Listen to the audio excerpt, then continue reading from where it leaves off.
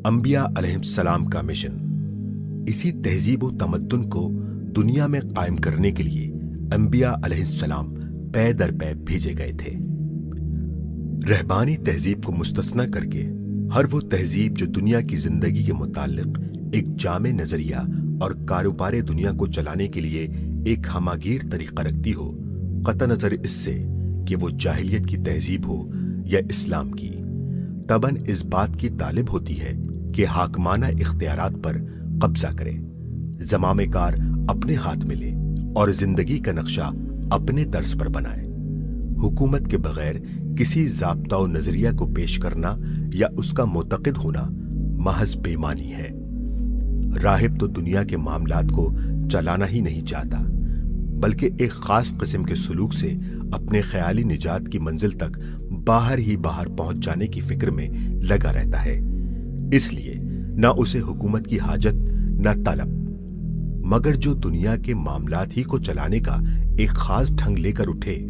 اور اسی ڈھنگ کی پیروی میں انسان کی فلاح و نجات کا معتقد ہو، اس کے لیے تو بجز اس کے کوئی چارہ ہی نہیں کہ اقتدار کی کنجیوں پر قبضہ کرنے کی کوشش کرے، کیونکہ جب تک وہ اپنے نقشے پر عمل درآمد کرنے کی طاقت حاصل نہ کر لے، اس کا نقشہ واقعات کی دنیا میں قائم نہیں ہو سکتا، بلکہ کاغذ پر اور ذہنوں میں بھی زیادہ عرصے تک باقی نہیں رہ سکتا۔ جس تہذیب کے ہاتھ میں زمامے کار ہوتی ہے، دنیا کا سارا کاروبار اسی کے نقشے پر چلتا ہے، وہی علوم و افکار اور فنون و آداب کی رہنمائی کرتی ہے، وہی اخلاق کے سانچے بناتی ہے،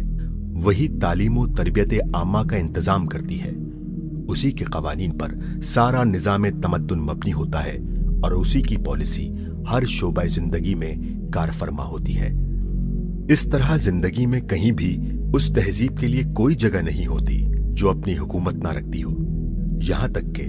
جب ایک طویل مدت تک حکمران تہذیب کا دورہ رہتا ہے تو غیر حکمران تہذیب عمل کی دنیا میں خارج از بحث ہو جاتی ہے۔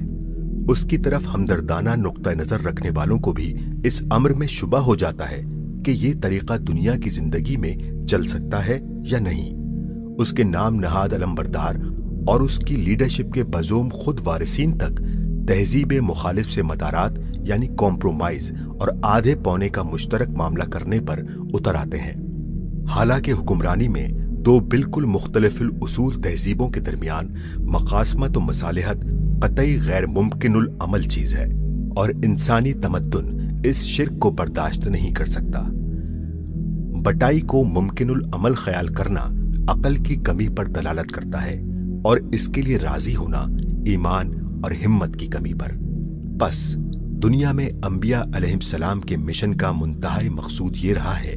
کہ حکومت الہیہ قائم کر کے اس پورے نظام زندگی کو نافذ کریں جو وہ خدا کی طرف سے لائے تھے۔ حاشیہ: موجودہ زمانے میں بعض دیندار بزرگوں کی زبان سے یہ فقرہ اکثر سننے میں آتا ہے کہ حکومت مقصود نہیں بلکہ موعود ہے۔ یہ بات جو حضرات فرماتے ہیں ان کے ذہن میں دراصل حکومت کے محض انعام ہونے کا تصور ہے، اس کی ڈیوٹی اور خدمت ہونے کا تصور نہیں ہے۔ وہ نہیں جانتے کہ دین کو عملاً قائم کرنے کے لیے جس حکومت کی ضرورت ہے اس کا قیام خدا کی شریعت میں مطلوب و مقصود ہے، اور اس کے لیے جہاد کرنا فرض ہے۔ وہ اہل جاہلیت کو یہ حق تو دینے کے لیے تیار تھے کہ اگر چاہیں تو اپنے جاہلی اعتقادات پر قائم رہیں، اور جس حد کے اندر ان کے عمل کا اثر انہی کی ذات تک محدود رہتا ہے اس میں اپنے جاہلی طریقوں پر چلتے رہیں، مگر وہ انہیں یہ حق دینے کے لیے تیار نہ تھے اور فطرتاً نہ دے سکتے تھے کہ اقتدار کی کنجیاں ان کے ہاتھ میں رہیں اور وہ انسانی زندگی کے معاملات کو طاقت کے زور سے جاہلیت کے قوانین پر چلائیں۔ اسی وجہ سے تمام انبیاء نے سیاسی انقلاب برپا کرنے کی کوشش کی۔ بعض کی مسائی صرف زمین تیار کرنے کی حد تک رہیں، جیسے حضرت ابراہیم علیہ السلام۔ بعض نے انقلابی تحریک عملاً شروع کر دی، مگر حکومت الہیہ قائم کرنے سے پہلے ہی ان کا کام ختم ہو گیا، جیسے حضرت مسیح علیہ السلام۔ اور بعض نے اس تحریک کو کامیابی کی منزل تک پہنچا دیا، جیسے حضرت یوسف علیہ السلام، حضرت موسیٰ علیہ السلام اور سیدنا محمد صلی اللہ علیہ وآلہ وسلم۔ نبی کے کام کی نوعیت۔ فی الجملہ تمام انبیاء کے کام پر مجموعی حیثیت سے جب ہم نظر ڈالتے ہیں تو اس کام کی نوعیت یہ پائی جاتی ہے۔ نمبر 1، عام انسانوں کے اندر فکری و ذہنی انقلاب برپا کرنا، خالص اسلامی نقطہ نظر و طرز فکر اور رویہ اخلاقی کو ان کے اندر اس حد تک پیوست کر دینا کہ ان کے سوچنے کا طریقہ، زندگی کا مقصد، قدر و قیمت کا معیار اور عمل کا ڈھنگ بالکل اسلام کے سانچے میں ڈھل جائے۔ نمبر 2،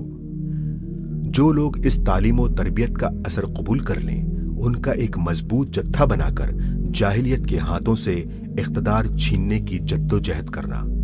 اور اس جد و جہد میں تمام ان اسباب سے کام لینا جو وقت کے تمدن میں موجود ہوں۔